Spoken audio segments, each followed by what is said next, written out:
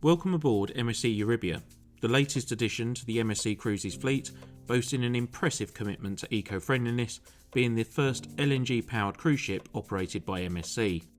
Yet as we embarked with high hopes of luxury, MSC Yacht Club's promise of luxury and exclusivity seemed to dissolve like sugar in tea, leaving a somewhat bitter aftertaste.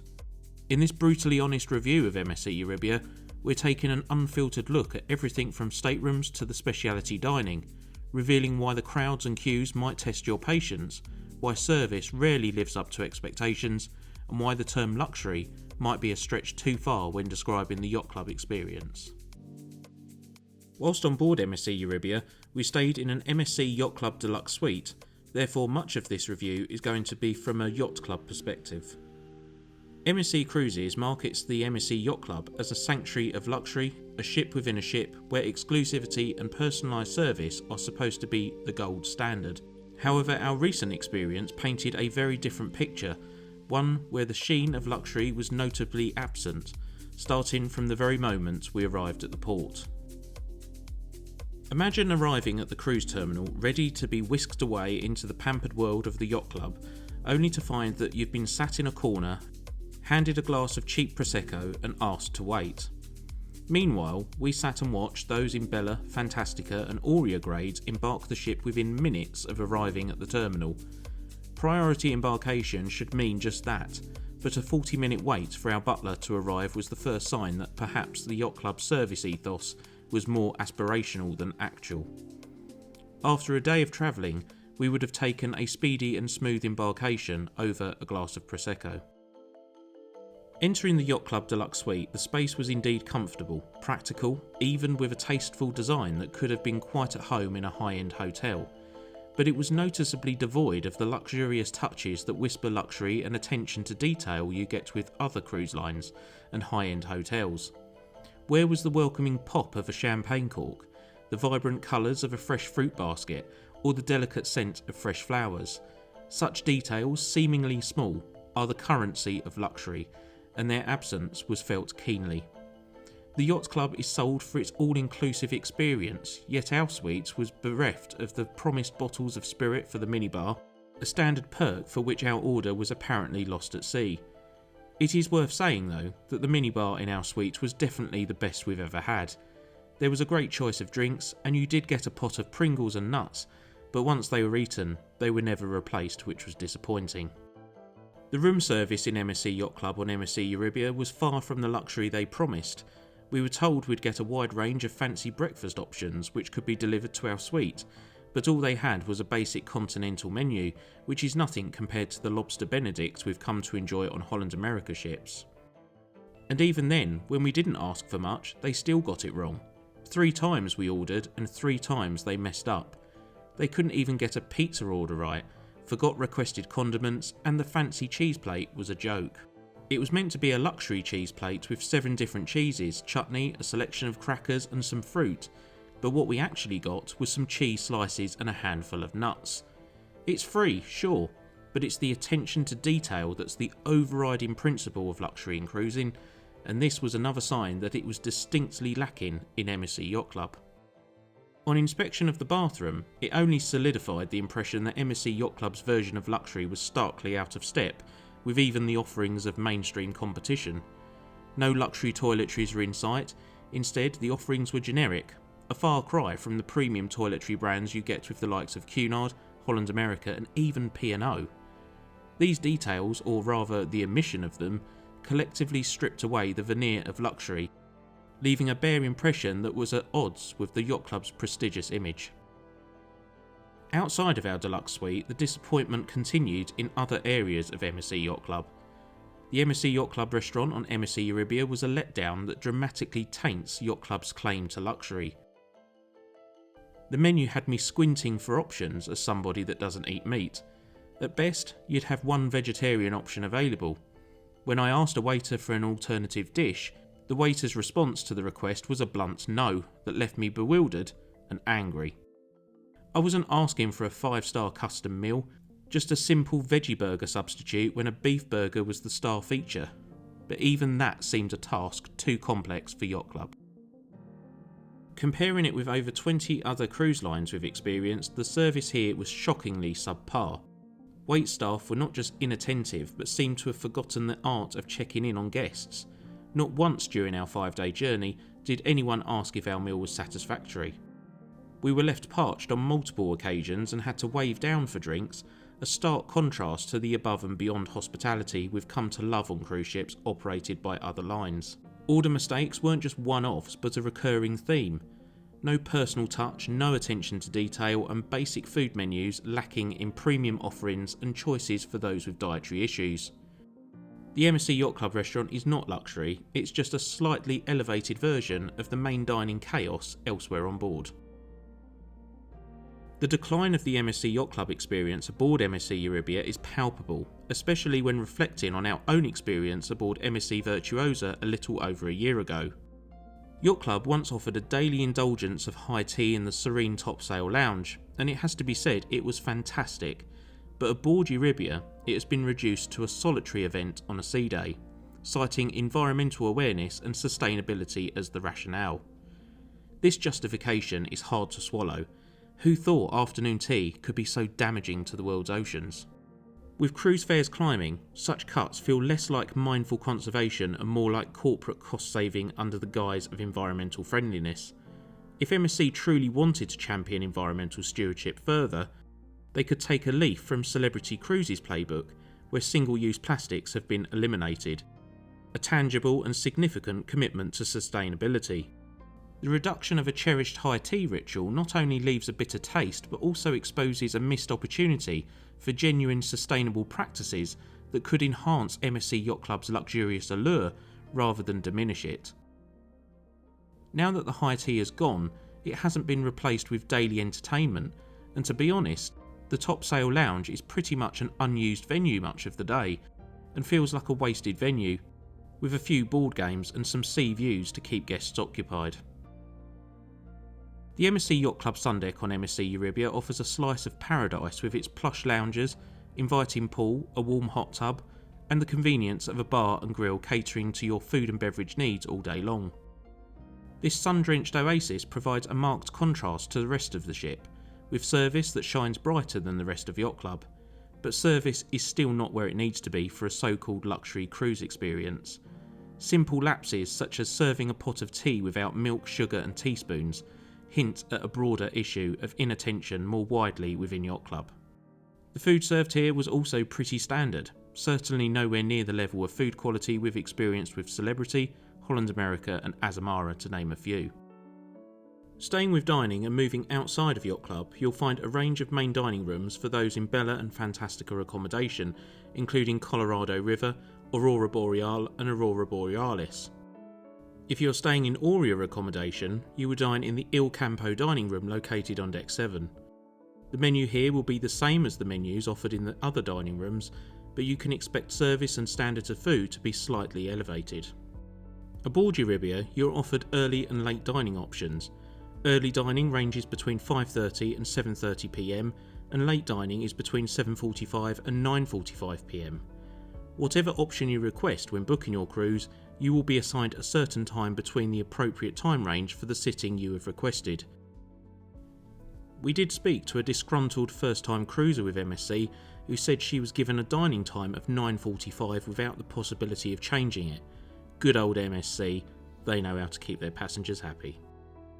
Because we stayed in Yacht Club for this cruise, we didn't have too much experience with main dining aboard this ship, but we did wander down to Colorado River for lunch one afternoon for the benefit of this video, and we're sorry to say that the food was awful. Soups were very bland, prawns had not been deveined, and the food was really quite cold. Service was also below standard in terms of friendliness and efficiency. Now, admittedly, this was based on a single experience, and therefore we could have had bad luck that one lunchtime. But the fact that dining in Yacht Club wasn't really up to much, we didn't go to Colorado River with high expectations. The Marketplace Buffet aboard MSC Euribia presents a bustling atmosphere reflective of its popularity among guests. With a wide array of food choices, diners can explore a good range of cuisines, each offering a quality which is sufficient for a mainstream cruise line, catering to diverse palates and dietary preferences, something which proves far more challenging at other dining venues on board. The variety ensures that most will find something to their liking, even if queues and crowds can prove overwhelming at times. MSC Euribia has a range of speciality restaurants, none of which blew us away, it has to be said. There's a range of cheaper extra charge dining options available, including Jean Philippe Chocolate and Cafe, Crepes and Gelato, and Olla Tacos and Cantina. Olla Tacos and Cantina on MSC Euribia proved to be a disappointing experience, and wasn't even close to the positive dining experience we had at this restaurant aboard MSC Virtuosa last year. Olla Tacos and Cantina on MSC Euribia proved to be a disappointing experience, and wasn't even close to the positive dining experience we had at this restaurant aboard MSC Virtuosa last year. The decline in food quality was as palpable as the inflated prices and shrunken portion sizes. Echoing the service theme across MSC Euribia, the staff exhibited an unwavering reluctance to accommodate requests, leaving little room for flexibility or dietary preferences. As a non-meat eater, my options were cornered to a singular choice of a fish taco. A simple request to switch the taco to a burrito was met with a resolute and rather familiar no. The revelation that items were pre-made restricted any chance of a custom vegetarian dish, as I soon learnt from the head waiter that all rice is cooked in beef stock. For a dining experience that claims to offer the zest and vibrance of Mexican cuisine, the reality was a bland encounter, not warranting the €17.99 cover charge. It was in essence an average meal dressed up in the guise of a speciality dining experience. Le Grill, MSC Euribia's take on a French-inspired steakhouse, leaves much to be desired, especially for those who have previously dined at Butcher's Cut on other MSC ships and expect a different experience. Opting for one of the ship's dining packages, which set us back around €125 per person, quickly revealed itself to be a waste of time. The package's appeal was significantly diminished by the caveat that many menu items, particularly those adorned with 2 asterisks, were not included but available for a supplement, a subtle but effective method of nickel and diming diners. It became evident that the exclusion wasn't based on the item's premium status, but rather on their popularity. This gripe pales, however, when considering the non-existent options for vegetarians or vegans. In today's culinary climate, the lack of a single meat-free main dish is a glaring oversight, effectively alienating any non-meat eating member of a dining party. Other cruise lines have recognised the importance of inclusivity by offering separate menus or a variety of choices for those with dietary restrictions, a concept seemingly foreign to MSC Cruises. Service, too, was subpar, but that really isn't too much of a surprise on this ship. After making my dietary preferences clear to the waiter, the arrival of a bread basket riddled with bacon felt like a deliberate act. The subsequent complaint was met with a mere shrug, underscoring a pervasive indifference. The grill, in its current state, is a lesson in how not to run a speciality dining venue on a cruise ship. Kaito Robotchaki, Teppanyaki and Sushi Bar aboard MSC Euribia, while undeniably offering a deep dive into Japanese culinary traditions, it does feel that MSC have been overzealous venturing into a singular cuisine for 3 of their speciality restaurants. Just like other speciality restaurants, much of the menu isn't included in the dining packages, meaning many of the most delectable options will incur a 50% supplement, which can make for an unexpectedly costly experience. A sour note particularly struck at the Teppanyaki grill, where the promise of a vegetarian-friendly option fell short when my tofu steak was prepared on the same surface as a steak. Such an oversight suggests yet another lack of consideration for dietary preferences and a breakdown in the attention to detail. In fact, I'm convinced that MSC are bankrupt of any attention to detail, full stop. While the execution and presentation in these Japanese dining venues are commendable, with vegetarians, pescatarians and vegans finding solace in the menu diversity, one can't help but feel a missed opportunity for variety. An Italian ship without a standout Italian restaurant feels like a cultural oversight, especially given the heritage of MSC. On board MSC Euribia, the entertainment offerings are abundant, yet they come with a cost that can add up quickly. For adrenaline enthusiasts, there's the F1 simulator, bowling alley, XD interactive cinema and the Hologate Blitz virtual reality. each promising excitement but at eye-watering cost. In contrast, the Delphi Theatre presents a conundrum. While the performers give their all, the shows themselves lack coherent narratives, leaving audiences more perplexed than entertained. If you've seen the incredible shows on celebrity ships, you may be lost for words. The ship thrives with energy, particularly at the atmosphere pool area. It's a striking spot, ideal for a splash or soaking in some rays, but expect a bustling scene on sea days. The quest for a poolside lounge chair can feel competitive, and the reserving of some beds on this ship felt almost like a sport. The solarium invites with its retractable roof and tranquil waters. However, its accessibility to all ages means it lacks the serene adults-only ambience found on other cruise lines, which can be a drawback for those seeking quiet. That is one of the many problems with this ship. Apart from Yacht Club, there is no respite from the queues, the crowds and the noise. For no extra cost, families can enjoy the Ocean Quay Aqua Park and the Himalayan Bridge, which are highlights for children keen to dive into aquatic adventures or scale new heights. The MSC Euribia Spa is touted as a sanctuary for relaxation, but the reality doesn't always match the expectation. Rather than a personal retreat, it often feels as crowded as the rest of the ship, detracting significantly from the calming experience typically associated with a cruise ship spa. Whereas most cruise ships limit the amount of spa passes they sell so that they can maintain that relaxing spa experience, it doesn't feel that that's the practice aboard MSC Euribia. Usually, we more or less live in spas on a cruise, but on here we avoided it at all costs. Overall, while MSC Euribia offers a plethora of activities and amenities, the ship might not be the best match for those in search of tranquility or an intimate cruise experience. It's definitely geared more towards those who prefer a vibrant, lively atmosphere and don't mind the additional costs for entertainment. MSC Euribia may not be the best option for those with mobility needs and disabilities either.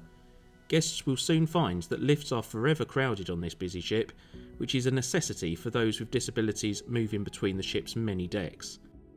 These issues are exacerbated in the MSC Euribia Spa, which features the most poorly designed hydrotherapy pools we've ever seen. They present a slip hazard for even those without mobility issues due to their design and a lack of steps to get in or out of them. Additionally, a notable oversight is the absence of disabled chairlifts at any of the pools and hot tubs on board, a feature that is critically important for those who cannot enter or exit the water independently. This lack of consideration for accessibility diminishes the overall inclusivity of the cruise experience aboard MSC Euribia. Aboard MSC Euribia, the digital experience varies greatly with your choice of Wi-Fi package. The basic browse package did test our patience by often delivering a slow and unsteady connection that struggled with even sending WhatsApp messages. For passengers looking to engage in streaming or require a faster connection for work or keeping in touch, the basic service might not suffice. On the flip side, the premium Wi-Fi package, referred to as the Browse and Stream package, significantly upgraded our online experience. For €26.99, it offers robust and reliable connectivity, powerful enough to handle streaming services like YouTube and Netflix without a hitch. If seamless internet is a priority during your cruise, the premium package is certainly the way to go. MSC Euribia may be a sparkling new ship with a plethora of amenities, but she's a marmite of a ship. If you're like us and you place a high value on good food and exemplary service, and you appreciate the cruising styles of lines such as Holland America, Cunard, Celebrity and Azamara, we'd be astonished if you like MSC Euribia. The ship's vibrant and high energy atmosphere, while appealing to some, creates an environment that's anything but intimate and relaxing. Overcrowded public spaces, especially the pools and buffet, can transform what should have been a peaceful getaway into a relentless struggle for space and serenity. MSC Yacht Club, marketed as a haven of luxury, presents its own set of disappointments. From the inconsistent room service and limited continental breakfast menu to the inadequate attention to dietary needs and apparent service complacency, the Yacht Club's offering is a far cry from the bespoke service and culinary excellence its competitors pride themselves on. The reduction in amenities like the high tea service they used to offer in Yacht Club further underlines a trend of cost-cutting that undermines the premium experience they sell. The diminished food quality, coupled with a surprising lack of variety in dining options, especially for vegetarian and vegan guests, contradicts the cruising ethos we have come to love and admire, where choice and variety of dining options is remarkable. Service which never fails to impress, where nothing is usually too much bother and crew are prepared to do whatever it takes to please. The service on this ship and the attitude of some of the crew was quite frankly alien to us. With the dining packages failing to cover many desirable menu options, guests are often left to navigate a complex web of additional charges. In summary, MSC Euribia may have its merits for those looking for an energetic and feature-packed cruise, but for the discerning cruiser seeking an intimate and relaxing voyage, or for those accustomed to the higher standards of service and luxury, don't be surprised if MSC Euribia turns out not to be your cup of tea.